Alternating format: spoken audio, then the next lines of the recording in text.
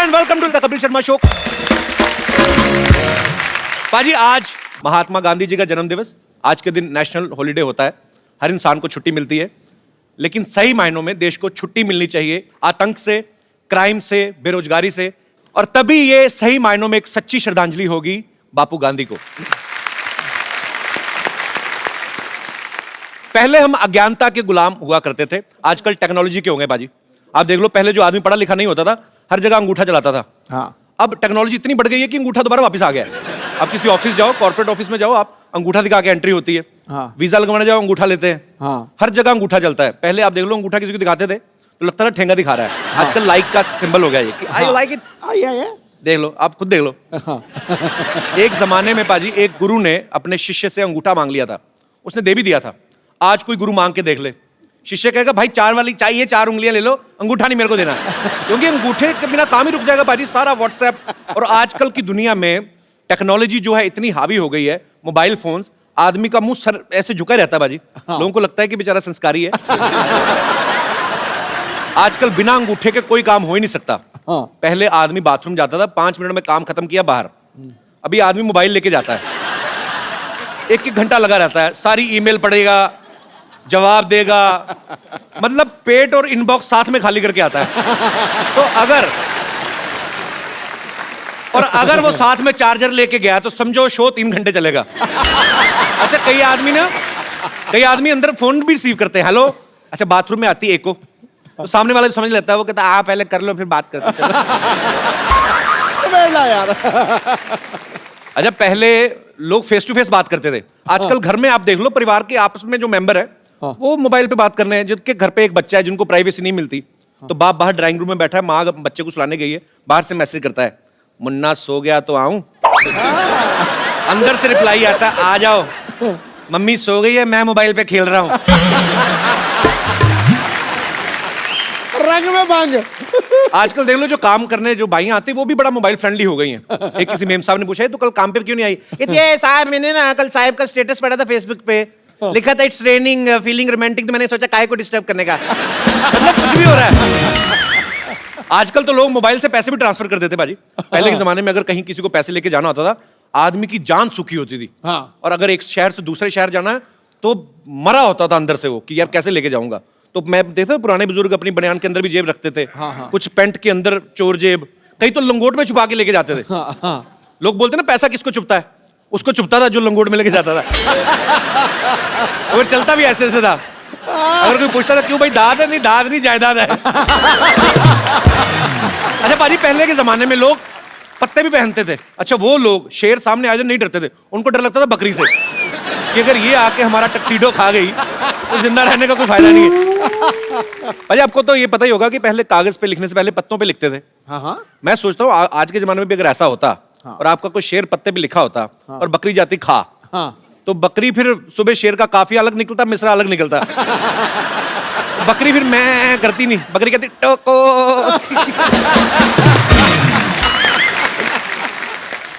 अच्छा, आजकल तो लड़का लड़की एक दूसरे को जानते नहीं, फेसबुक पे सीधा फ्रेंड रिक्वेस्ट भेज देते हैं। पहले के जमाने में जवान लड़कों को अगर कोई लड़की पसंद आती थी शादियों में, तो पहले किसी बच्चे को बताते थे, उसको चॉकलेट देते थे, फिर उसके हाथ में मैसेज भेजते थे। ये दिनेश है ना, इसने सेम फॉर्मूला जमाया, इसने एक बच्चे को चॉकलेट खिलाई, बच्चे ने चॉकलेट खाली, चिट्ठी फाड़ती, करे तेरे से नहीं पटेगी। कई बच्चे बड़े चालू होते हैं। अच्छा, पहले के जमाने में जब लड़की को देखने आते थे लड़के वाले, लड़की सर झुका के बैठी रहती थी, आज भी बैठी रहती है, लेकिन आज रीजन अलग है। वो पहले लड़की किचन के फोटो खींच के ना, किचन से सहेली को व्हाट्सएप कर रही होती है, देख तो कैसा लगा। आगे से सहेली का रिप्लाई आता है, पिछले हफ्ते मेरे को भी देखने आया था।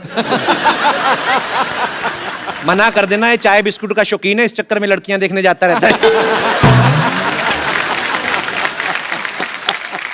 अच्छा पाजी, जब ये लड़के वाले आते थे लड़की को देखने ना, तो ये चाचियां भाभियां होती ना जो, ये बड़ा डराती लड़की को। हाँ तो मुंह नीचे करके देखना, नहीं तो बेशर्म समझेंगे। और खुद ना आधा किलो दुपट्टा चबा जाती लड़के को देखते देखते, और खुद लड़के को पूरा ताड़ रही है तो बड़ा खूबसूरत, हमने भी अपने टाइम पे सर उठा के देख लिया होता तो हमें भी गोगा कपूर की जगह रणबीर कपूर मिल जाता।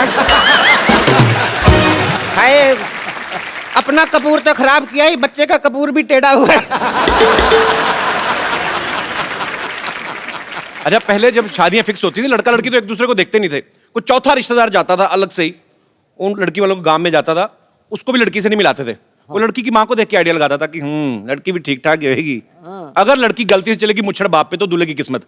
दूल्हे को जाके सुहागरात में देखने को मिलता था, घूंघट उठाता था, तब पता चलता था कि लॉटरी निकली है कि पत्ते पिट गए। पापा जी यहाँ पे बस नहीं होता था, अगर तो बीवी मनपसंद निकल आई तो 4-5 बच्चे हो ही जाते थे, और अगर मनपसंद नहीं निकली गुस्से में 7-8 होते थे फिर।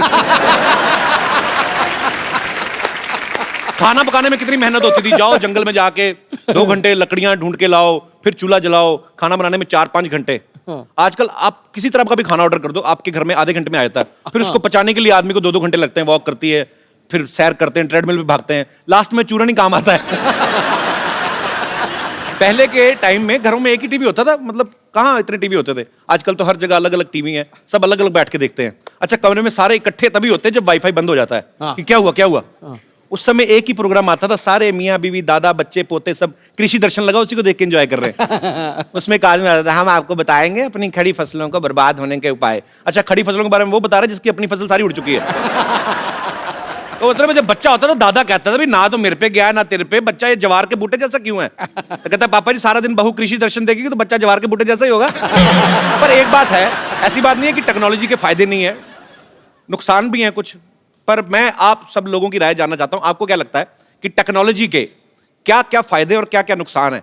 कोई मेरा भाई बंधु विशेष टिप्पणी करना चाहता हो। आप बड़ी खूबसूरत बन के आई मैम, शादी से आ रही हैं कहीं कि जा रही हैं कहीं? अच्छा, बहुत प्यारी लग रही हैं आप, बहुत शुक्रिया आपका शो में आने के लिए। जी सर, जी आप। कपिल जी नमस्कार। नमस्कार सर, कैसे हैं आप? मैं बढ़िया हूँ, thank you so much. Technology के मेरे हिसाब से तो बहुत सारे फायदे हैं, और मेरे से ज़्यादा ये फायदे कौन जान सकेगा। मैं एक साइंटिस्ट हूँ। अच्छा, हाँ। क्या बात है, कहाँ से हैं सर आप? मैं national dairy research institute Karnal, आपने अगर सुना होगा, वहाँ पे अच्छा मैं जी। प्रिंसिपल साइंटिस्ट हूँ। अच्छा, हम लोग रिसर्च करते हैं गाय के ऊपर, भैंस के ऊपर, इनके गाय के दूध, ऊपर क्या रिसर्च करते हैं? हम उनके दूध वगैरह के ऊपर रिसर्च करते हैं। रिसर्च क्या करना, पी लो? मतलब मैं समझा नहीं, मतलब क्या रिसर्च करते हैं आप? एक तो बहुत ही कॉमन तरीका है जो कई सालों से होता है, क्रॉस ब्रीडिंग करते हैं हम लोग। अच्छा जी। अंग्रेजी गाय को देसी गाय से हम क्रॉस ब्रीड करते हैं। अच्छा जी। और जो उनके बच्चे पैदा होते हैं वो अच्छी नस्ल तो के फिर होते उनका हैं। पासपोर्ट कहाँ का होता है? अच्छा। फिर हम घी वगैरह पे बहुत रिसर्च करते हैं। अच्छा जी। क्योंकि हम लोग चाहते हैं सब लोग अच्छे तंदुरुस्त रहें। तो घी तो सर बन गया ना, मतलब अब तो लोग खा रहे हैं सालों से, तो उसके ऊपर क्या रिसर्च रहती है आपकी? कोलेस्ट्रॉल आप लोगों ने सुना होगा। जी, जी। कोलेस्ट्रॉल के काफी नुकसान रहते हैं, तो हम लो कोलेस्ट्रॉल घी बनाते हैं। अच्छा, तो उसमें से हम कोलेस्ट्रॉल निकाल देते हैं एक तरीके से। अगर ऐसा पॉसिबल है जैसे गाय को रोज ट्रेडमिल पे दौड़ाओ तो वही कोलेस्ट्रॉल कम वाला घी दे, ऐसा होता है? मतलब ऐसे पूछ रहा हूँ, साइंटिस्ट आप है, मुझे आइडिया नहीं।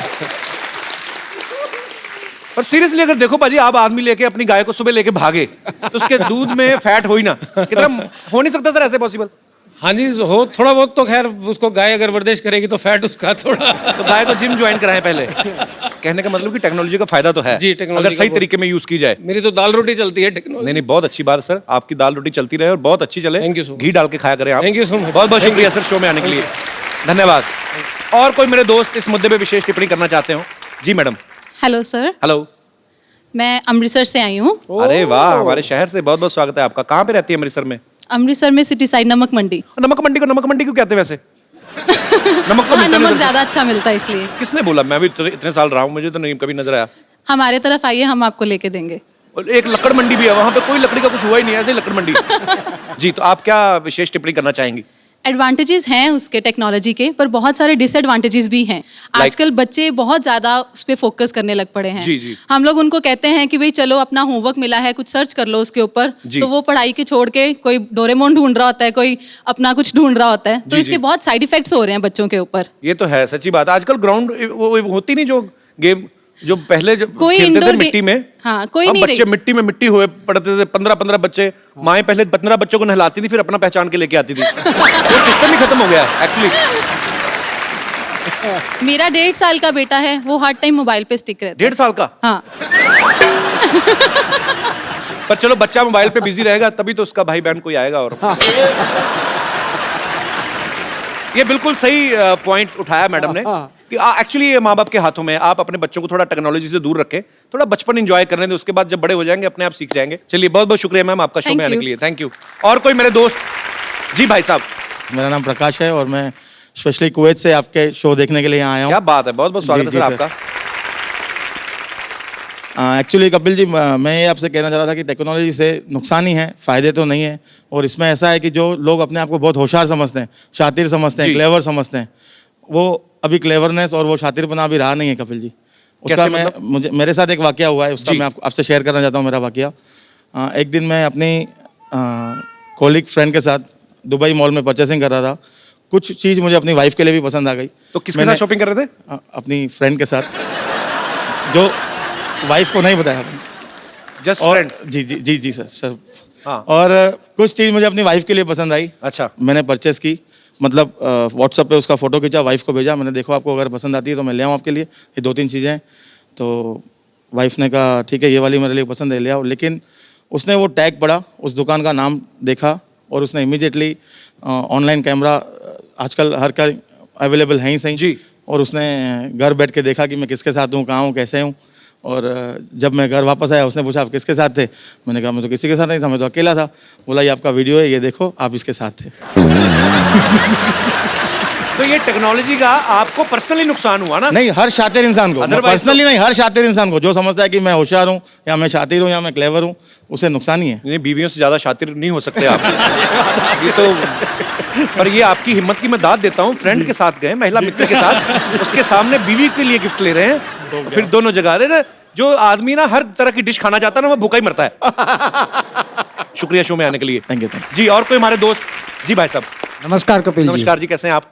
मुझे ये टेक्नोलॉजी से बहुत चीड़ है सर। चिड़ है? हाँ, व्हाट्सएप एंड फेसबुक से। अच्छा मैं एक वाक्य सुनाना चाहता हूँ मेरा। जी, प्लीज। 15 साल पहले मेरी शादी हुई थी। अच्छा जी। तभी ये फेसबुक और व्हाट्सएप कुछ नहीं था। अच्छा। तो जब रिश्ते आते थे तो मम्मी पापा के पास आते थे, तो जी। उनको उनके मम्मी पापा अच्छे लगते थे तो रिश्ते आगे बढ़ते थे। राइट। तो 2-3 रिश्ते तो ऐसे ही उड़ गए। अच्छा। अभी मैं शादी लायक था, एक रिश्ता आया, मम्मी पापा को तो पसंद आया। अच्छा। कि चलो इनके मम्मी पापा अच्छे हैं। उन्होंने लड़की देखी, लड़की देखने के बाद मुझे बताया कि रिश्ता आया है। अच्छा। तो मैंने सोचा कि चलो अभी मुझे भी देखने जाना रहेगा। अच्छा। तो मैं देखने गया तो लड़की ने थोड़े नखरे किए और 2 मिनट ही देखने को मिला। अभी उसमें कैसे पसंद करे? 2 मिनट में तो 3 घंटे भी देखोगे, लड़की तो वही रहेगी ना, बदलेगी लड़की थोड़ी तो ना। वही रहती है, मगर 2 मिनट में देखने में कैसे पसंद पर करेंगे? टेक्नोलॉजी का इसमें क्या लेना देना हुआ? सर आजकल फेसबुक हो गया है। हाँ। अगर लड़की का नाम आया फेसबुक पे, मैंने डाला हेतल, तो 10 हेतल आ जाएगी, उसमें से मैं चॉइस कर सकता हूँ अच्छा। कौन सी हेतल है।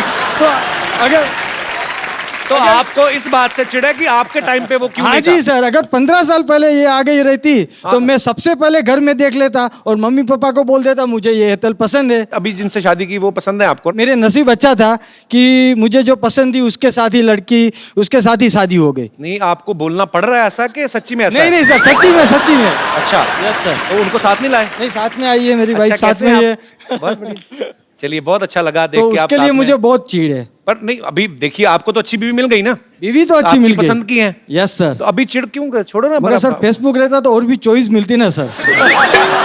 आप सुन रही हैं? अभी भी थाली भरी पड़ी है, इनको है कि मैं कहीं एक सब्जी टिका लूंगा। चलिए, बहुत अच्छा लगा सर आप हमारे शो में। Thank you, sir. काम क्या करते हैं आप मुंबई में? सर बिजनेस, किस चीज का? Garment manufacturing. ओके, तो आप भी अपनी दुकान के पहनते हैं? नहीं सर, मैं लेडीज के बनाता हूँ, जेंट्स के नहीं बनाता हूँ। मेरी वाइफ को पहनाता हूँ। ध्यान रखा करो इन पे।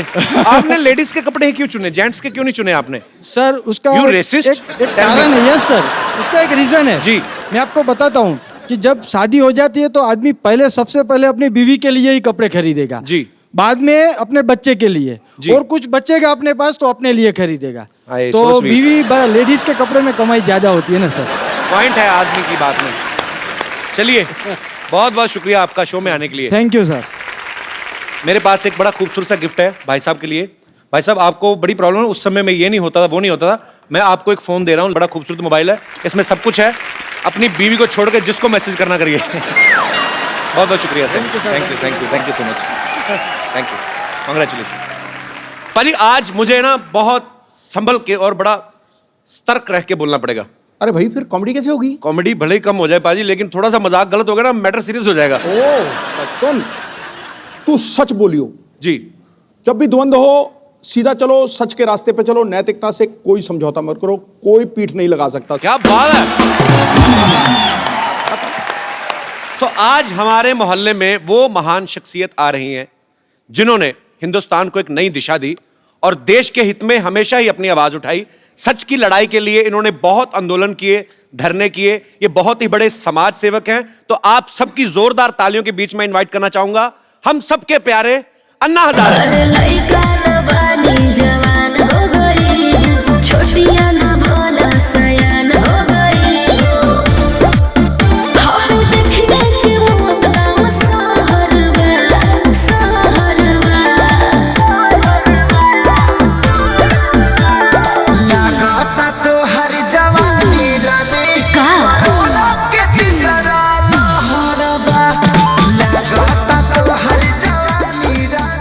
अन्ना, आपका हमारे शो पे बहुत बहुत स्वागत है। आज मुझे अपने आप पे गर्व हो रहा है कि मैं अन्ना के साथ खड़ा हूं। अन्ना, आप आइए, यहाँ पे विराजमान हो जाइए। नहीं नहीं, रोक यार, रोक। देखो, लोग यहाँ पे आते हैं, आज मेरा वहां जाने का देखो।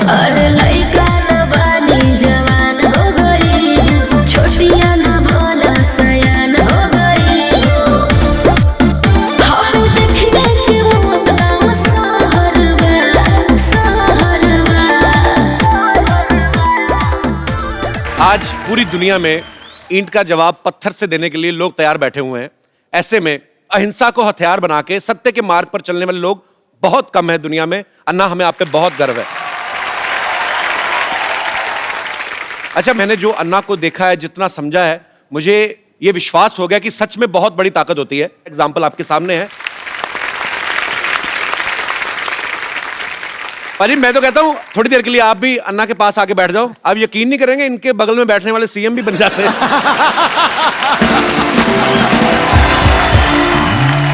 मेरा दिल कर रहा है कि मैं थोड़ी देर बैठा रहूं, चुपचाप अन्ना को देखता रहूं। आपने इतने शो किए हैं, जी। इतने एक्टर्स, इतने बड़े बड़े लोग जी। क्या आपको कभी लगा था कि एक मंदिर में रहने वाला फकीर आदमी उसके साथ भी आप शो करेंगे? मैंने अन्ना, बहुत बहुत धन्यवाद आपका, आप आए। अन्ना, एक बात बताइए, आपको करोड़ों लोग फॉलो करते हैं, आप खुद क्यों नहीं पॉलिटिक्स में आते? मैं अगर पॉलिटिक्स में गया जी और इलेक्शन के लिए खड़ा हो गया जी, तो मेरा डिपॉजिट भी जब्त हो जाएगा। क्यों? जी हमारे देश का वोटर जागरूक नहीं है। जी। वो 500 रुपए के नोट देखने से भी भूल जाता है। क्या बात है। गुंडा है, भ्रष्ट है, व्यभिचारी है, 500 रुपए के नोट दिखाई दिया उसको वोट दे देता है। जी। इसलिए जागरूक मतदार ये लोकशाही का आधार है। जो मतदार अगर देश का जागरूक हो गया तो ये देश आगे बढ़ने में समय नहीं लगेगा। अरे वाह यार, वाह। बाजी, मैं बहुत प्यार करता हूं अन्ना से और मेरे दिल में बहुत सम्मान है इनके लिए। हमारे देश में इतने बड़े बड़े आंदोलन हुए हैं जो अन्ना की वजह से हुए हैं। अन्ना के साथ करोड़ों लोगों का हमेशा साथ रहता है। मुझे आज सच में यकीन नहीं हो रहा कि अन्ना हमारे शो पे आए हैं। एक्चुअली अन्ना का पूरा नाम जो है वो किशन बाबूराव हजारे है। तो अन्ना नाम आपको किसने दिया? परिवार में सबसे बड़ा भाई है, उसको बोलते हैं अन्ना। ओके। तो हम 4 भाई, उसमें सबसे बड़ा मैं था। ओके। तो घर के लोग कहने लगे अन्ना, ओके। फिर पड़ोस के लोग कहने लगे अन्ना, अच्छा। फिर गांव कहने लगा अन्ना, और अभी देश कह रहा अन्ना।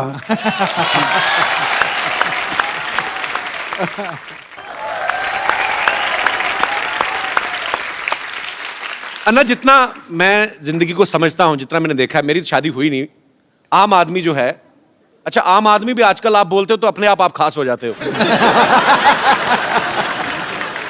आम आदमी को बीवी की सेवा से फुर्सत नहीं मिलती अन्ना, फिर आप देश सेवा, मानव सेवा, आपको ये प्रेरणा कहां से मिलती है अन्ना? ये जो प्रेरणा है, जी जैसे मैं अपने जीवन में जो सोच रहा था, जी, अरे क्या चक्कर है, जन्म में आता कुछ लेकर आता नहीं, जाता कुछ लेकर जाता नहीं, उम्र भर मेरा मेरा मेरा मेरा मेरा मेरा, हाथ में कुछ नहीं, लैटरिन का डब्बा गुम हो गया तभी सोचते बैठते। मेरा किस लिए जीता? एक दिन मैंने सोचा आत्महत्या करना।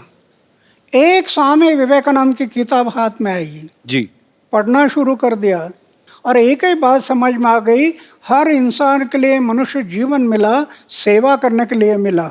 25 साल की उम्र में मैंने तय किया कि जब तक मैं जीऊँगा मेरे गांव, मेरा समाज और मेरे देश की सेवा करूंगा, और जिस दिन मैं मरूंगा गांव, समाज और देश की सेवा करते करते मरूंगा। ये मैंने व्रत लिया। अरे वाह। तो आपका जो प्रश्न है बीवी का, अभी मैंने सिर्फ शादी किया नहीं, जी। लेकिन परिवार छूटा नहीं।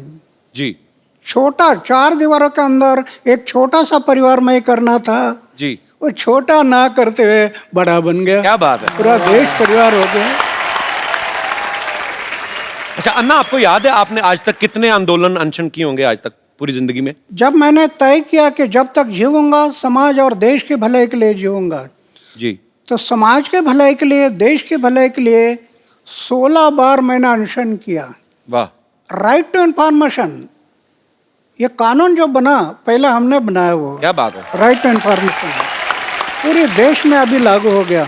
गरीब लोगों को न्याय मिलने लगा। जी ऐसे महाराष्ट्र में 8 कानून बनाए।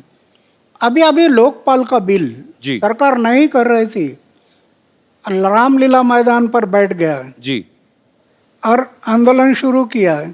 सरकार एक एक बात के लिए डरती है, जी, वो सिर्फ मोर्चा और धरने से नहीं डरती, सरकार सिर्फ गिरने से डरती है। ये डर जब लगता है ना, तो ऐसे कानून बनाती है सरकार। अन्ना, जब मैं बचपन में मेरी माँ से मेरा झगड़ा हो जाता था, मतलब कभी कभी भी होता है कि आपकी माँ से नाराजगी हो गई, तो यहाँ कोई भी बात मनवाने के लिए तो मैं खाना नहीं खाता था। पता है वो होता ना बच्चे को भी, बच्चे बड़े चालू होते ना, बच्चों को पता माँ देख नहीं सकती कि मेरे बेटे ने खाना नहीं खाया, तो मैं खाना पीना छोड़ देता था ना, तो अपनी बात मनवाने के लिए। तो ये आपका भी बचपन में कुछ ऐसा ही स्टाइल था? मतलब जब मैं ऐसे पूछ रहा हूँ। ऐसे मेरे बारे में हुआ था। अच्छा। हमारे घर की अमीरी नहीं थी, जी गरीबी थी। एक त्योहार आ था और मैं माँ को बोला, एक अन्ना दे दो, एक अन्ना। अच्छा। एक आना बोलते थे ना पहले। जी जी जी। मुझे प्रेस करना है कपड़े के। माँ बोले, अरे कपड़े को प्रेस क्या करता, मन को प्रेस करना चाहिए, कपड़ा तो क्या है, ये मैला हो जाता है, मन को दाग मत लगने दे, मन को तजला रखना। तो मैं थोड़ा गुस्सा हो गया। अच्छा। तो माँ ने मुझे चाटा लगा दिया। मैं दौड़ गया घर से। तो माँ डर गई, कहीं कुआ हुआ में तो नहीं जाएगा। फिर खोज करना शुरू कर दी, इधर खोजो उधर खोजो उधर खोजो, नहीं मिल रहा। फिर मेरा घर था जी। उसके ऊपर एक ढाबा था। अच्छा। उसमें मैं कबूतर पालता था, कबूतर। अच्छा। तो पीछे के रास्ते से मैं आकर ऊपर बैठ गया और सब देख रहा था, कौन कौन कैसे दौड़ रहा है, कौन सा कैसे भाग रहा है, ये माँ कैसे कर रही है, ये सब मैं देख रहा था। और फिर किसी ने मुझे देखा। अच्छा। और कहा, अरे अन्ना तो ऊपर है। अच्छा। फिर वो देखने के लिए आए तो मैं मिल गया। तो ऐसे बात हुआ था मैं भी एक बार माँ के साथ, लेकिन वो माँ है। जी बिल्कुल, वो माँ है। हाँ तो फिर भगवान ही हो गया ना। तो मतलब खाना पीना नहीं छोड़ते थे आप बचपन में? नहीं खाना तो नहीं। खाना तो छोड़ता था समाज के भले के लिए। जब अनशन पर बैठता था तब खाना छोड़ता था। क्या बात है। हर इंसान की अपने दिल और दिमाग के बीच लड़ाई चलती है। अन्ना के दिल और पेट के बीच लड़ाई चढ़ती है। पेट को जैसे ही पता चलता ना कि दिल ने ये डिसीजन लिया है कि मुझे अनशन करना है, पेट को टेंशन हो जाती है कि अब मैं भूखा रहूंगा, क्योंकि दिल ने तो डिसीजन ले लिया। तो अन्ना, इतने इतने दिन, कई कई दिन तक आप खाना नहीं खाते हो, तो कैसे आप, कौन सी शक्ति जो आपको ऊर्जा देती है? समाज और देश के भले के लिए मरने की तैयारी रख दिया ना, तो दिन गिनने की जरूरत नहीं। वाह। अच्छा ना, मैंने खुद टीवी पे देखा है, करोड़ों लोग सड़कों पे आ गए थे जब अन्ना का 4 साल पहले आंदोलन शुरू हुआ था। अन्ना, जब लोग आपके साथ जुड़ते हैं तो फिर जो लोग चाहते हैं, कुछ ऐसे भी होते हैं मेरे जैसे कि भूख लग गई अब क्या करें, तो बीच में आधे घंटे के लिए गायब नहीं होते लोग? मतलब ऐसे पूछ रहा हूँ कि वो आपके हौसले की वजह से टिके रहते हैं एक्चुअली। हाँ। नहीं, मैं तो ये जो अनशन करते हैं ना जी, वो सही अनशन नहीं, वो तो दिखाने के लिए अनशन होता है जी, इसलिए बीच में गायब हो जाते हैं। मैं कभी अनशन पर बैठ जाता है जी, कोई भी बात का मैं पीछा करता हूँ जी, और जब आखिरी समय आता तो फिर करेंगे या मरेंगे, इस इरादे से बैठ जाता है। वाह। जब मैं बैठ जाता हूँ तो मेरी ऐसी धारणा है, अरे हार्ट अटैक आकर लोग मरते हैं ना, हार्ट अटैक कर, हम पढ़ते हैं ना अखबार में, जी। रात को 10 बजे तक गप्पे लड़ाई और सवेरे चाय पीने के लिए उठाए नहीं। मेरी ऐसी धारणा है जी। हार्ट अटैक आकर मृत्यु आना, जी। इसके बजाय समाज और देश की सेवा करते करते मृत्यु आ गया तो ये मेरा सौभाग्य है। क्या बात है। अच्छा अन्ना, आप 4 भाई हैं। जैसे नॉर्मल परिवार में होता है कि जैसे एक दुकान है पिताजी की, तो एक भाई अगर बीमार है तो दूसरा जाके दुकान पे बैठ गया। ऐसा कभी हुआ है कि आपको समय ना लगा और दूसरा भाई जाके अनशन पे बैठ गया हो? आई मीन आपकी फैमिली की तरफ से भी सपोर्ट होता था आपको हमेशा? नहीं, अभी क्या है कि मेरा एक भाई बैंक में है, अच्छा जी। वो उधर ही रहता है। अच्छा। दूसरा कोऑपरेटिव डिपार्टमेंट में एक है, अच्छा। वो भी उधर ही रहता है। अच्छा। और तीसरा है वो पड़ोस के गांव है, वहाँ उसका लड़का सर्विस में है, उधर रहता है। और एक भाई है वो खेती पर है गांव में। ओके। अभी मैं तो 45 साल हो गया घर में गया नहीं जी। मेरे भाई के बच्चों का नाम क्या है मुझे पता नहीं अभी तक। ये आपको यकीन नहीं होगा जी। करोड़ रुपए की योजना अपनाई, करोड़ रुपए की, बैंक बैलेंस नहीं। वाह। मुझे राष्ट्रपति ने पद्मश्री, पद्म भूषण, अमेरिका, दक्षिण कोरिया, कनाडा, कहाँ कहाँ अवार्ड मिल गए, करोड़ रुपए से ज़्यादा अवार्ड मिल गए कैश। जी। उसका मैं ट्रस्ट बना दिया। वाह। 12 साढ़े 12 लाख रुपए इंटरेस्ट आता है हर साल। अच्छा। दुखी पीड़ित लोग हैं उनके सेवा में लगा देता हूँ, कुछ रखता नहीं। सिर्फ सोने का एक बिस्तर है और खाने का प्लेट है, मंदिर में रहता हूँ जी। लेकिन मैं अनुभव करता हूँ, अरे लखपति करोड़पति को जो आनंद नहीं मिलता होगा वो मैं अनुभव करता, कितना आनंद है। अन्ना, जैसे आप देश हित में काम करते हो, कई कई दिन तक आप अनशन करते हैं, आंदोलन करते हैं, आप पूरे देश में भ्रमण करते हैं। अगर आपकी शादी हुई होती तो बीवी तो 1-1 घंटे बाद फोन करके पूछती। शादी तो वो तो पूछती बीवी तो। यही तो खतरा मुझे लग रहा था।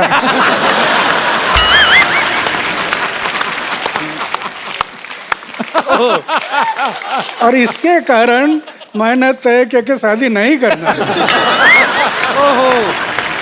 और दूसरी बात यह है 79 ईयर के इस उम्र में जी। बैचलर रहते हुए भी इतना भी दाग नहीं जीवन में, इतना भी है। वाह, क्या बात है। ये भगवान की कृपा है। अगर दाग लग जाता मेरे जीवन में तो इन लोगों ने मुझे तोड़ मोड़ देना था।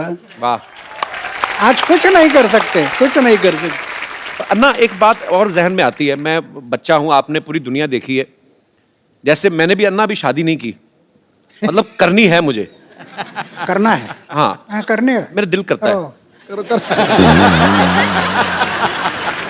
पर मैं जी, मेरे जैसा रहना तलवार के धार पर चलने से कठिन है। ये तो है। बहुत, ये मन बड़ा चंचल है, कब धोखा देगा पता नहीं। सही बात है। अच्छा ना, लेकिन हमारा जो समाज है, जैसे आपने निर्णय लिया कि मुझे शादी नहीं करनी है, लेकिन रिश्तेदार जो होते हैं ऊपर से ज्यादा प्रेशर करते हैं, तो आपके रिश्तेदारों से कैसे बचे फिर आप? बहुत हुआ। अच्छा। माँ एक लड़की अल्लाह कराते हैं दिखाने के लिए। अच्छा। मैं बोलता ये पसंद नहीं है। अच्छा। दूसरे आया, पसंद नहीं है। मतलब देख लेते थे आप? रिश्तेदार भी कई लड़की दिखाने के लेकर आते हैं। अच्छा। मैं बोलता पसंद नहीं है। ये लोग सब कहने लगे इसके दिमाग पर कोई असर हो गया। अच्छा। तो पागल हो गया वो। उस टाइम पर उन्होंने मुझे पागल में निकाला, ये मेरे लिए अच्छा हो गया।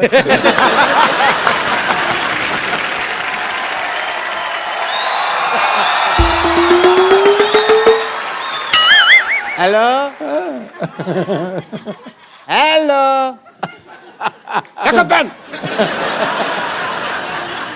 अरे what A patriotic day. Anna Hazare साहब आए हुए हैं सर, नमस्कार। माई सेल्फ डॉक्टर मशहूर गुलाटी, MKNJ। MKNJ मतलब? मैंने कहा जी नमस्ते दिख नहीं रहा, कर भी रहा हूँ फिर भी पूछ रहे हो यार।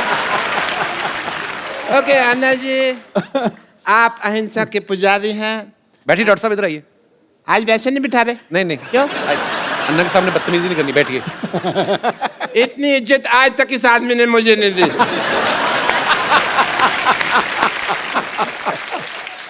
आपका रौब तो है, मानना पड़ेगा। आप अहिंसा के पुजारी हैं and I must tell you Anna sahab, मैं भी बहुत अहिंसा को मानता हूँ, पर मेरे को लोग मारते हैं, मैं उनके ऊपर हाथ नहीं उठाता। क्योंकि मेरा हाथ पहले मरोड़ देते हैं, मेरा उठता ही नहीं। एनीवे अन्ना जी, मैं आपका बहुत बड़ा फैन हूँ। मैंने आपके जैसा सच्चा ईमानदार इंसान नहीं देखा कभी जी। और मैंने आपके जैसा झूठा 420 नहीं देखा कभी। आप अन्ना के फैन कैसे हो सकते हैं?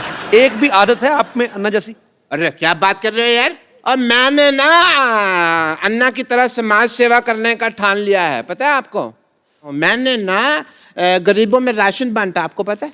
और बाद में अन्ना दुकानदार ने पीटा इनको क्योंकि उसका राशन बिना पूछे बांट रहे थे ये। फिर मुझे नहीं पता था ना कि दान देने के लिए पूछने की जरूरत होती है। मैंने तो ये सुना था कि राइट हैंड से दान दो तो लेफ्ट हैंड को पता नहीं चलना चाहिए, तो मैंने ये बाएं हाथ जेब में डाल लिया। पर दुकानदार ने देख लिया, फिर दाएं बाएं दोनों से उसने मुझे पीटा। खैर छोड़ो इस बात को। आपको पता है कि एक बार मैंने 4 लोगों के साथ मिलके एक बुजुर्ग आदमी को सड़क पार कराई है। तो आप अकेले भी करा सकते थे, 4 लोगों की क्या जरूरत थी? वो मान नहीं रहा था ना सड़क पार करने को, तो जबरदस्ती की मैंने। मैंने कहा इसकी सुनेंगे तो हम तो कभी समाज सेवा कर ही नहीं पाएंगे ना। आपको इस बात के लिए मार पड़ सकती है डॉक्टर साहब। अहिंसा के पुजारी यहाँ बैठे हुए हैं और तुम हिंसा की बात कर रहे हो। अच्छा अन्ना जी, एक बात बताइए, आप अनशन पे बैठते हैं, धरने पे बैठते हैं, आपको कोई कुछ नहीं कहता, मेरे को उठा के बाहर फेंक देते हैं, ऐसा क्यों? तुमने कब दिया धरना? तो झूठ बोल रहे हो आप तो। मैंने धरना दिया ना, वो पब्लिक गार्डन में 200 दिन धरना दिया मैंने। अन्ना इसने पता क्या किया? ये पब्लिक गार्डन में बैठ गए, बैठे बैठे इन्होंने वहां पे जाके कमरा बना लिया एक। उसको धरना थोड़ी, उसको तो कब्जा बोलते हैं। कमरा नहीं बनाया था, 2 BHK बनाया था वहां पे। अन्ना ये आदमी बहुत झूठा है, ये नकली डॉक्टर है, इसके पास ये डिग्री भी फर्जी है। फर्जी? चुप कर रहे हो, फर्जी डिग्री कैसी है? मैंने 10,000 रुपए में खरीदी है ये डिग्री। Get out! पाजी आपको पता है,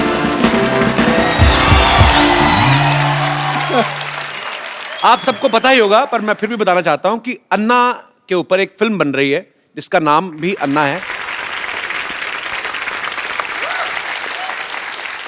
अन्ना देश सेवा करते करते आपने तो खैर आप तो दिल से कर रहे हैं, पर आपने कभी सोचा था आपके ऊपर कभी कोई फिल्म बनाएगा कोई डायरेक्टर? एक फकीर आदमी उस पर ऐसे फिल्म बनेगी ये मुझे सपना में भी कभी नहीं लगा था। लेकिन जो काम खड़ा किया है जी वो पूरे देश में फैल गया था। जी। और हमारे जो रविंद्र जैन के भाई है मनेंद्र जैन जी, उनको लगा कि ये काम समाज के सामने जाना बहुत जरूरी है, बहुत जरूरी है। जी। वो मुझे बताने लगे कि ऐसे ऐसे फिल्म बनानी है जी। और उसमें जो काम करने वाले लोग हैं जी। इन्होंने इतना मेहनत किया। मैं फौज में था, बर्फ में रहा, 7 साल बर्फ में रहा। जी। तो मैंने 6 डिग्री माइनस हिमालय में उधर जाकर इन्होंने शूटिंग किया। तो ऐसे कई जगहों पर जो काम हुआ वो जनता देखने से उनको जरूर इसमें प्रेरणा मिलेगी, नव युवकों को प्रेरणा मिलेगी। बिल्कुल। आप फिल्में वैसे देखते हैं कभी अन्ना? अभी मैं फिल्म नहीं देखता। पहले देखते थे? पहले देखता था, मेरी उम्र थी 13-14 साल की, तब मैं फिल्म देखता था। अच्छा। और भाई ऐसा देखता था कि नया फिल्म का फर्स्ट शो। अरे क्या बात है। अगर फर्स्ट शो चला गया तो मुझे इंटरेस्ट नहीं आता फिर। क्या बात है, सबसे पहले देखनी है उस टाइम पर। अन्ना मैं आपको कुछ फोटोग्राफ्स दिखाऊं, आप पहचानेंगे कौन है? ये अन्ना टीवी में, इनको पहचानते हैं आप? हाँ, दिलीप कुमार जी है। अरे क्या बात है। और दूसरी एक और दिखाइए। अन्ना, इनको पहचानते हैं आप? ये उस टाइम पर इतना नहीं थे। इनका नाम पता है आपको? हाँ, नाम तो अभी भूल गया है, लेकिन जानता हूँ। अन्ना, ये शाहरुख खान है। शाहरुख खान। शाहरुख खान है। अन्ना, इनको पहचान रहे हैं आप? वैजयंतीमाला है ये। अपना वो दिलीप कुमार और वैजयंतीमाला साथ में थे ना फिल्म जी में। जी जी। नया दौर में कौन थे? नया दौर। क्या बात है, नया दौर में जी। और दिखाइए। अन्ना, इनको जानते हैं आप? अन्ना, ये मुझे बहुत अच्छी लगती हैं। मतलब अच्छे तरीके में अच्छी लगती है, मतलब बहुत अच्छा काम करती हैं ये। अच्छा। अन्ना, ये दीपिका पादुकोण है। दीपिका। दीपिका हाँ। बहुत प्यारी है अन्ना। ओके। पर अन्ना, उस समय आपको कौन सी हीरोइन ज्यादा मतलब अच्छी लगती थी आपको, खूबसूरत? नहीं, उसमें क्या है, ये जैसे हीरोइन है तो मैं उनका काम पर देखता था, उनके हाव भाव, उनके एक्टिंग, वो मुझे जो पसंद आते थे। जी। देखने के लिए अच्छे लगते, ये मुझे अच्छे नहीं, उनका काम है। कप्पू और कप्पू, हे कप्पू, क्या है? वो किशन जी आने वाले थे, आए क्या?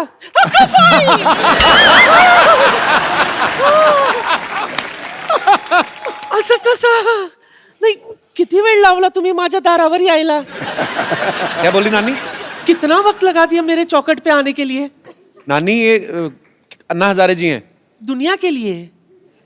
मैं तो उनको तब से जानती हूँ जब ये किशन बाबूराव हजारे हुआ करते थे, है ना? मुंबई में इनकी फूलों की दुकान थी। अच्छा। हाँ, ये देखिए मैं आपके लिए क्या लाई हूँ।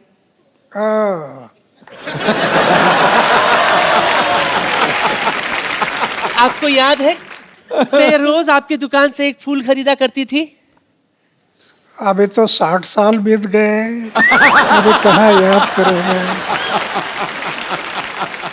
रोज इनके दुकान से एक एक फूल इकट्ठा किया करती थी मैं, फिर उसका वरमाला बनाती थी। फिर एक दिन गाय आकर पूरा पूरा वरमाला खा गई। मेरा सपना धरा का धरा रह गया। लेकिन सच कहूं, मुझे उस बात का बिल्कुल भी अफसोस नहीं है। मुझे तो इस बात की खुशी है कि अगर आपकी शादी होती ना, वो लड़की बहुत खुशनसीब होती, क्योंकि उसको खाना कम बनाना पड़ता था ना, क्योंकि हर वक्त आप तो अनशन पे बैठे रहते है ना? नानी, इनको घर नहीं बसाना था ना, इनको देश बसाना था, इसलिए उन्होंने शादी नहीं की। लेकिन मेरे अरमान तो अधूरे रह गए ना। हाँ? Anyway, मुझे इस बात का बहुत अफसोस है कि मैं आपकी नहीं हो सकी, लेकिन इस बात की खुशी है कि आप देश के हो गए। हाँ,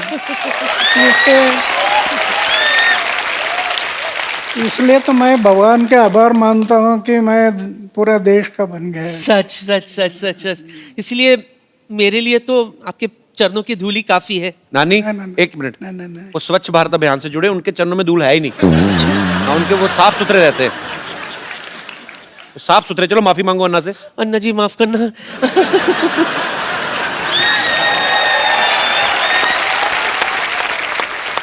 अच्छा अन्ना, हमने सुना है कहीं पे आपके बारे में पढ़ रहे थे, तो ऐसे सुना था कि फौज में जब आप भर्ती होने गए तो जो मापदंड होते हैं प्रॉपर की, हाँ, फिजिकल फिटनेस और ये सब चीजें, तो एक दो चीजों में शायद आप पास नहीं हुए थे, तो उसके बावजूद भी उन्होंने आपको फौज में भर्ती किया, तो उसके पीछे क्या कारण था अन्ना? 1962 में चाइना ने हमारे ऊपर हमला किया जी। हमारे बहुत जवान मारे गए। अच्छा। और फिर देश को लगा कि जवानों की जरूरत है। मेरी ऊंचाई नहीं थी, अच्छा। छाती चौड़ी नहीं थी जी। लेकिन इमरजेंसी थी, देश को युवकों की जरूरत थी। अच्छा। इसलिए मेरा सिलेक्शन हो गया। मैं 14 लोगों का कमांडर था ये जाते समय। अच्छा। तो हम सब लोग 14 लोग थे।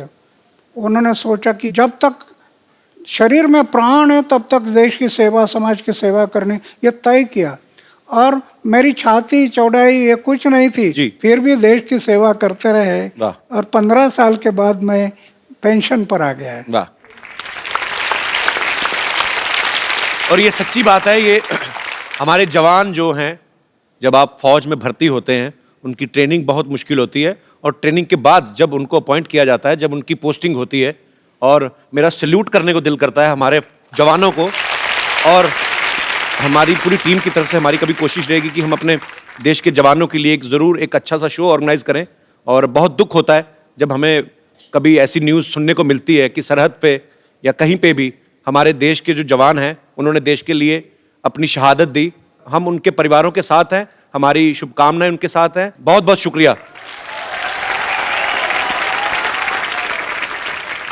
अच्छा ना, ऐसे मन में सवाल आया, जैसे मेरे 3 मामा हैं, तीनों ही आर्मी में थे, तो वो कहते थे कभी कभी हमें ना बर्फ में पीनी पड़ जाती है, मतलब ऐसे ही। अन्ना, आपने कभी नहीं ट्राई की? मैं शुरू में जब बर्फ में मैं गया जी, तो 2 पैक रम मैं पीता था शुरू में। लेकिन जब स्वामी विवेकानंद की किताब पढ़ी, जी, जीवन समझ में आ गया कि सिर्फ खाना पीना और मरना इसके लिए जीवन नहीं। फ्री रम मिलती थी, फ्री जी, लेकिन कभी मैं हाथ नहीं लगाया उसको। वाह। 1975 में पेंशन आ गया, अभी 38 साल बीत गए, हमें 2 बोतल रम मिलती हर जवानों के लिए। अच्छा। लेकिन मैं कभी रम लेने के लिए गया नहीं। आज मुझे दुख होता है, ये दोनों देशों को अभी फिर से लड़ाई करना ठीक नहीं है। दोनों की आर्थिक स्थिति फिर बहुत विकट है। एक लड़ाई में कितना खर्चा आ जाता है, जी। देश कितनी जानें चली पीछे जाती जाता हैं। है। ये आज वो लड़ाई होना नहीं चाहिए, ऐसे मैं मानता हूँ। लेकिन अगर पाकिस्तान नहीं मानता है तो 79 ईयर मेरा एज हो गया, और जरूरत पड़ी तो फिर मैं सीमा पर जाने के लिए तैयार हूँ। क्या बात है। और कप्पू शर्मा, ओहो, वाह वाह वाह वाह, हमारे तो भाग्य ही खुल गया अन्ना, आप हमारे मोहल्ले में आए। देखिए मैं आपके लिए चाय लेकर आया हूँ। अन्ना चाय पीते नहीं है, उनको जूस पिलाओ, बेवकूफ आदमी। जूस तो इनको बड़े बड़े लीडर नहीं पिला सके, मुझसे क्या पियेंगे ये। देखा बाजी, आज पहली बार इसने फंबल नहीं मारा आके। पूरी लाइनें कड़क करके बोली हैं।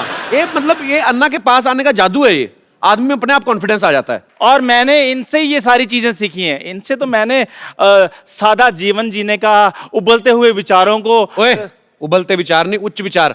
हाँ, तो अब मेरा काम चाहेगा, मेरे विचार तो उबलेंगे ही ना।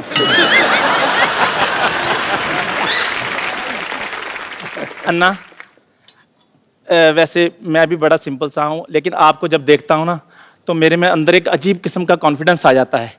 लेकिन जब मैं बड़ी बड़ी जगह पे जाता हूँ, मेरा कॉन्फिडेंस थोड़ा लूज हो जाता है। तो कभी आपके साथ भी ऐसा हुआ है कि आप 5 स्टार होटल में गए हो और छुरी और कांटा पकड़ते पकड़ते आपको भी कुछ थोड़ा कॉन्फिडेंस ऐसे हो गया हो? मैं इतना टूर करता हूँ जी, लेकिन होटल में कभी जाता नहीं। वाह वाह। एक बात है, जी, गया तो उसको याद नहीं रखता, भूल जाता हूँ। याद रखना ये घातक होता है। जी, जी, इसलिए मैं याद नहीं रखता। इसको भी अन्ना, इसके माता पिता ने याद नहीं रखा, भूल गए वो।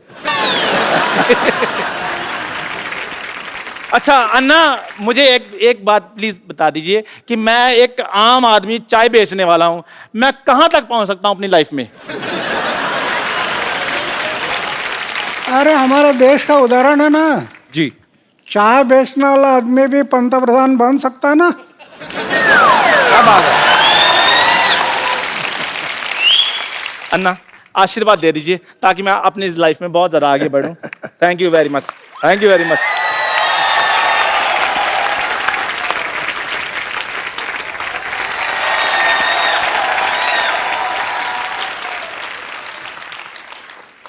कपूर भैया, क्या है? अब मुझे स्कूल नहीं जाना। क्यों, क्या बात हो गई? अरे वहाँ मुझे रोज मुर्गा बना देते, बड़े को क्या मैं मुर्गा बनूंगा? अन्ना जा रे जी, आशीर्वाद दो, आशीर्वाद दो। कैसे हो? मैं तो ठीक हूँ, पर आपसे मुझे क्वेश्चन पूछना था। बैग उतार दे बेटा, इतना भारी बैग क्यों लगा तू? भारी नहीं है, हाँ। पर मैं ये कह रहा था कि आपके टाइम पे भी स्कूल में पनिशमेंट मिलता था, मतलब जी हाँ, हमारे टाइम पनिशमेंट मिलता है। छड़ी थी, छड़ी। गलती किया तो ऐसा हाथ करना और टीचर मारता था छड़ी से। तो वो तो मेरी हमारे हैबिट है। मराठी में कहावत थी, छड़ी लागे छम छम, विद्या ये घम घम। ऐसी कहावत थी। लेकिन अन्ना आजकल बंद हो गया है स्कूलों में ना, अभी नहीं, आजकल नहीं अभी मारते मारने के लिए परमिशन नहीं, जी। इसलिए तो शिक्षा का दर्जा डाउन हो गया। अन्ना ये मेरे को बड़े सवाल इसने मुझे बोला था कि मैं अन्ना से पूछना चाहता हूँ। जैसे आजकल अन्ना बच्चे मोबाइल पे ज्यादा गेम्स खेलते हैं, तो अब ये बच्चों की तरफ से ये सवाल था कि आप बचपन में क्या खेल खेला करते थे? हम तो गांव में लगोरी थी, लगोरी। अच्छा। ये पत्थर एक के ऊपर एक रखना, हाँ। और उसको तोड़ना। हाँ। फिर ईटी डांडू, वो हाँ, डंडा वो और डंडे ईटी गिल्ली के साथ गिल्ली डंडा, घुमाना है। फिर खो खो, हाँ कबड्डी, जी। ऐसे खेल हम लोग खेलते थे। तो शरीर भी फिट रहता था। हाँ, आप मोबाइल वगैरह सब सीखना है, लेकिन साथ साथ चारित्र को संभालना, आचार शुद्ध रखना, विचार शुद्ध रखना, जीवन निष्कलंक रखना, दाग नहीं लगना जीवन में, बेदाग जीवन है, तो आप कल के महापुरुष बन जाएंगे। अच्छा बेटा, समझ में आई अन्ना की बातें ना? चलो पाँव छुओ, आशीर्वाद लो, चलो।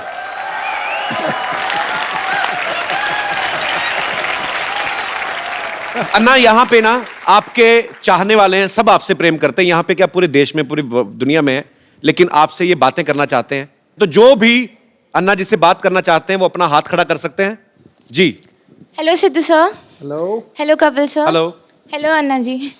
सर मुझे आपसे पूछना है कि टेक्नोलॉजी में आजकल इतनी एडवांसमेंट हो गई है, तो पॉलिटिशियन से लेके एक्टर से लेके आम आदमी तक सब ट्विटर फेसबुक सब जगह हैं। आप क्यों नहीं हैं ट्विटर पर या फेसबुक पर? आपको पता है वो जो आजकल फेसबुक आता है और ट्विटर पे आता है, हालांकि पंगे बड़े हैं ट्विटर के।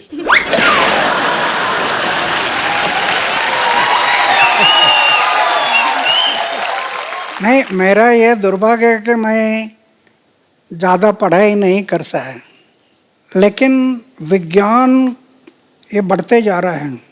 दुनिया में आश्चर्यजनक प्रगति हुई है, टेक्नोलॉजी में बहुत डेवलप हो गया है। एक तरफ विज्ञान ने अंतरिक्ष में प्रवेश किया, लेकिन दूसरी तरफ अध्यात्म ने अंतरिक्ष अपने अंदर भी प्रवेश करना जरूरी है। अध्यात्म ने हर एक इंसान के भीतर प्रवेश करना, अगर वो प्रवेश नहीं किया तो विज्ञान इंसान को विकास की भूलताप देकर विनाश की तरफ लेकर जाएगा। तो कहने का तात्पर्य ये है कि हर बात ट्विटर पे करना जरूरी नहीं है।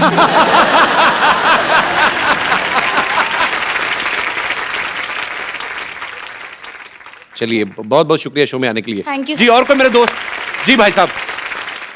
कपिल जी नमस्कार। नमस्कार आपको। सर, कैसे हैं आप? बिल्कुल बढ़िया। मैं बोकारो झारखंड से आया हूँ। क्या करते हैं आप? मैं विधायक हूँ बोकारो में, एमएलए हूँ मैं। अच्छा, एमएलए हैं। बहुत बहुत स्वागत है आपका। Thank you. अन्ना को मेरा प्रणाम है। और अभी आपने कहा अन्ना कि राजनीति से मैं दूर रहना चाहता हूँ, अगर मैं चुनाव लड़ूंगा तो मेरे जमानत जब्त हो जाएंगे। आपको या आपके जैसे विचार के लोगों को, अच्छे लोगों को राजनीति में आनी चाहिए। क्या यह समय की मांग नहीं है कि नौजवानों का आप आह्वान करें कि देश हित में भ्रष्टाचार रोकने के लिए, देश की एकता और अखंडता को मजबूत करने के लिए अच्छे नौजवान, राष्ट्रहित का सोच रखने वाले नौजवान आगे आए भारत माता की सेवा करने के लिए? नहीं, ये जरूरी है। मेरी ऐसी धारणा है, नवयुवकों ने राजनीति में जाना जरूरी है, ऐसे मुझे लगता है। क्या होता है, राजनीति में कई लोग जाते हैं सत्ता से पैसा, पैसा से सत्ता, सत्ता से पैसा, पैसा से सत्ता, इसके पीछे घूम रहे हैं। इससे देश के लिए उज्जवल भविष्य नहीं है।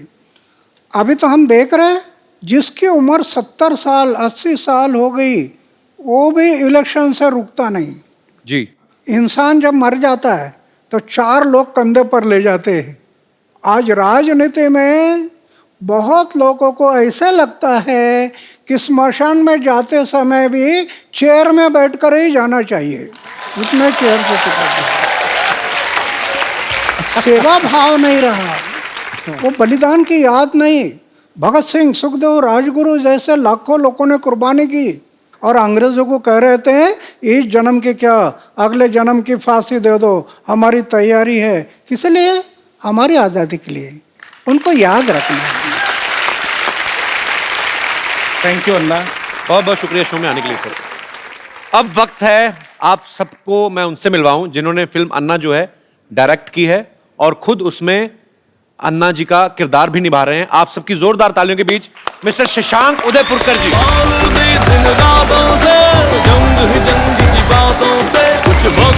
शशांक जी आपका बहुत बहुत स्वागत है। Thank you sir. आइए आइए प्लीज। तो शशांक जी ने इस फिल्म को डायरेक्ट भी किया है और खुद अन्ना जी का किरदार भी निभाया। शशांक, आप उम्र में बहुत छोटे हैं, आपको मतलब कैसे आपके दिमाग में आया कि मैं ये किरदार निभाऊंगा या मुझे अन्ना जी के ऊपर फिल्म बनानी? आपका आइडिया था या मनिंदर जी का था? 2011 में पूरे देश की तरह मैं भी वो था जिसने अन्ना जी को रामलीला मैदान पर देखा। अच्छा। अन्ना जी को बिकॉज मैं इंजीनियरिंग कॉलेज में पढ़ रहा था तो मैं हवा में उड़ रहा था। अच्छा। जिंदगी में फिल्में देखनी, कॉलेज घूमना। अचानक जब इनको देखा तो मैंने ये कहा कि इनको क्या हो गया, 74 साल का आदमी सरकार से पंगा ले रहा है, ये तो गए काम से। शाम को जिस मोमेंट मैंने ये सुना कि अन्ना जी ने जेल से रिहा होने से मना कर दिया है, मेरे लिए 360 डिग्री शॉक था। एक इंसान सरकार के साथ पंगा लेने जा रहा है, अगर गलती से पुलिस का कोई लेटर भी आ जाए तो आदमी की हालत खराब हो जाती है। अन्ना जी कहते हैं कि ना मैं जेल से निकलूंगा और मैं यहीं अनशन शुरू करूंगा। मैं समझ गया था ये बिरला व्यक्तित्व है और ये जो चाहे वो कर सकते हैं।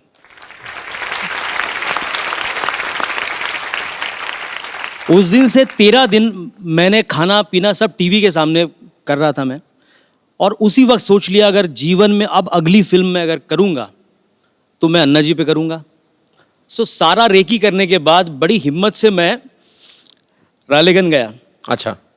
अन्ना जी के पास जब गया तो अन्ना जी ने मुझे यही कहा कि भाई आप तुम्हें काय करता, अगर आपको फिल्म बनानी हो तो आप गांधी जी पे फिल्म बनाओ, आप विवेकानंद जी पे फिल्म बनाओ। मैंने कहा अन्ना जी ये तो बहुत सही है, लेकिन मैंने जो अपना पर्सनल एक्सपीरियंस किया है जी, आपका उद्देश्य नवयुवकों को जगाना है। मैं कोई लव स्टोरी करने की बजाय मैं भी वो फिल्म करना चाहता हूं जिससे मेरे देश के नौजवान जाग जाए। वाह।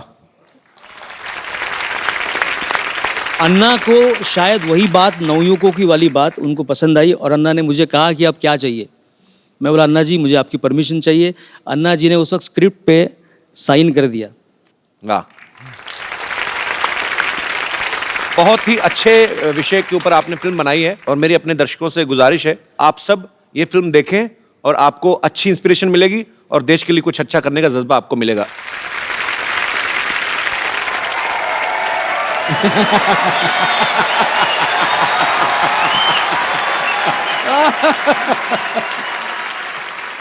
हमारा मांगे पूरी करो, हमारे मांगे पूरी भरो। अरे क्या मांग है? यहाँ करो चल रहा है, भरो नहीं चल रहा है, मुद्दा कुछ और है, समझे? अरे तो हमारा मुद्दा अलग है, वो आपका मुद्दा है, और वैसे भी आपका मुद्दा बहुत ही गंदा है, इस पे थोड़ा मेकअप लगा के ठीक करो अपने मुद्दे को। फालतू बात नहीं करो, मुद्दा वही रहेगा मांग पूरी करने का। तुम्हारा भैया हमारा मांग पूरी नहीं करता है। अरे तो कैसे करेंगे? इनके मांग पूरी करते करते हमारे भैया खुद मांगने पे आ गए हैं। परसों के दिन पे लिपस्टिक खरीदने के लिए इनके लिए लिपस्टिक खरीदे, अपना बनियान बेचना पड़ा उन्हें। झूठ बोल रही है, तुम्हारे भैया तो बनियान पहनते ही नहीं है। अरे तो बेच दिए हैं तो कहाँ से पहनेंगे? चल अभी बनियान छोड़, अन्ना जी बैठे हैं वहाँ, उनका आशीर्वाद ले ले। चल आजा। अन्ना जी नमस्ते। रिंकू देवी हमें संतोष कहते हैं, संतोष। ननद हमारी। चल अभी अनशन पे बैठते हैं। चलिए अभी बैठ तुम लोग अनशन कर क्यों रहे हो? क्या चाहिए तुम लोगों को? हमको सलमान खान चाहिए, दिला दो। क्या बात कर रहा है? ये तो हो गई इस साल की सबसे फालतू बकवास। आगे बताओ। तो अन्ना जी बहुत परेशान हैं। जो हमारे मर्द हैं, इनके जो भैया हैं, हमको बिल्कुल प्यार नहीं करते। ऐसा क्या हम में कमी है जो हमको प्यार नहीं करते? अन्ना जी, इसके मुंह में करप्शन है। अब ध्यान से देखिए, है किसी और का, लगता किसी और का है। तो भगवान ने तुम्हारा खराब करके भेजा काम, तो क्या करे? नहीं यकीन, सिद्धू भाई से पूछ लो। नहीं ना, उनसे पूछने का जरूरत नहीं है। वो तो कोहली का बैटिंग में भी कमी निकाल देते हैं।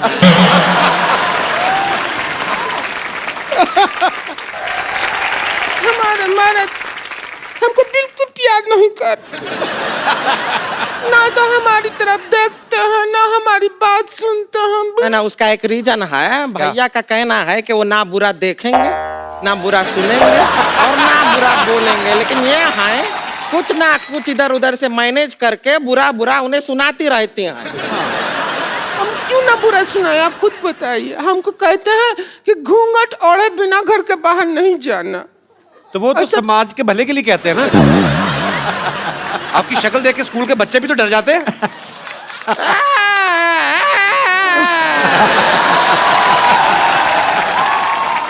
कुछ भी बोलते रहते हैं, बच्चे डर जाते हैं। अरे ऑफिस जाने वाले बड़े बड़े मूंछ वाले लोग भी डर जाते हैं। तुम्हारे भैया तो नहीं डरते हैं मुझसे। तो उनकी मूंछ भी किधर है? पहले मूंछ हुआ करती थी, पैसा का जरूरत पड़ा तो लाला ने कहा कि मूंछ रख दो, पैसा ले जाओ, तो मूंछ उतार दिया। अच्छा चलिए छोड़िए, बहुत ज्यादा छीछा लेदर हो गया है। अभी आप अपना अनशन जो है वो तोड़ दीजिए। चलिए कोई सिर इधर लाते, सिर पे तोड़ते हैं। अरे नहीं, अरे ऐसे थोड़ी अनशन तोड़ते। ए लीजिए, आपके लिए लेकर आए हैं, ये पी के अनशन तोड़ दीजिए। अभी शुरू नहीं हुआ, तोड़ भी दिया। इतना ही होता है लंबा, इससे लंबा अनशन हमसे। ये तो नारियल का तेल है। हम नारियल का पानी ही ला रहे थे, वो नारियल थोड़ा ज्यादा दब गया हमसे, तो तेल निकल आया। चलो कोई बात नहीं, पानी से तो महंगा ही होता है तेल। अच्छा है। अच्छा। वैसे छोटी छोटी बात पे लड़ती हैं, आज इतनी लड़ाई नहीं कर रहे तुम लोग। बड़ा मैं हैरान हूं। आज अन्ना जी आए हुए हैं, हम यहाँ पर लड़ाई नहीं करेंगे, बिल्कुल नहीं करेंगे। आज के पूरा एपिसोड के एंड तक बिल्कुल लड़ाई नहीं करेंगे। आज वैसे भी 2 अक्टूबर है, तो आपके लिए कुछ प्रस्तुति करें।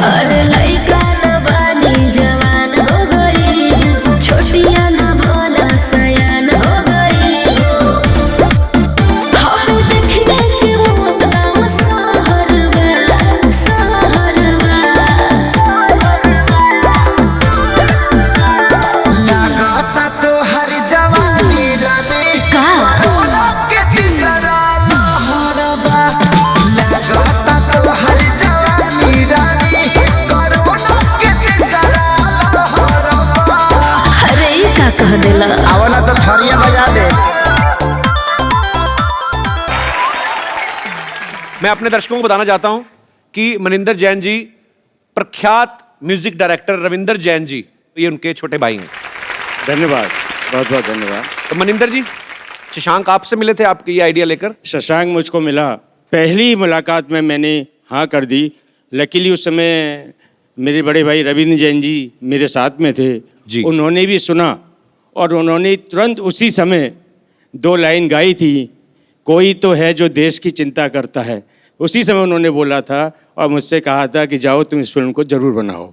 वो मेरी इसकी शुरुआत थी। इस फिल्म में अन्ना जी जब 9 साल के थे तब इनकी माँ ने सिखाया, संस्कार दिए। इसके बाद मिलिट्री में रहे। तो ये जो एक 9 साल के बच्चे से लेकर के 79 ईयर्स तक का जो सफ़र है वो हमने किस तरह से दिखाया है, अगर आप इसको देखेंगे तो आप ताज्जुब कर जाएंगे।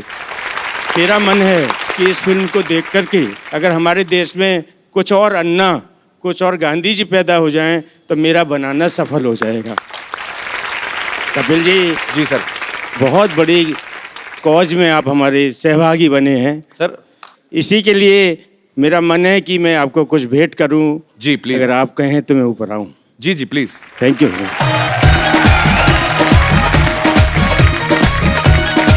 Thank you sir, thank you sir. Anna, हमारे शो में एक रवायत है, जो भी सब आते हैं हम लोग एक सेल्फी जरूर लेते हैं, आप सबके साथ भी एक।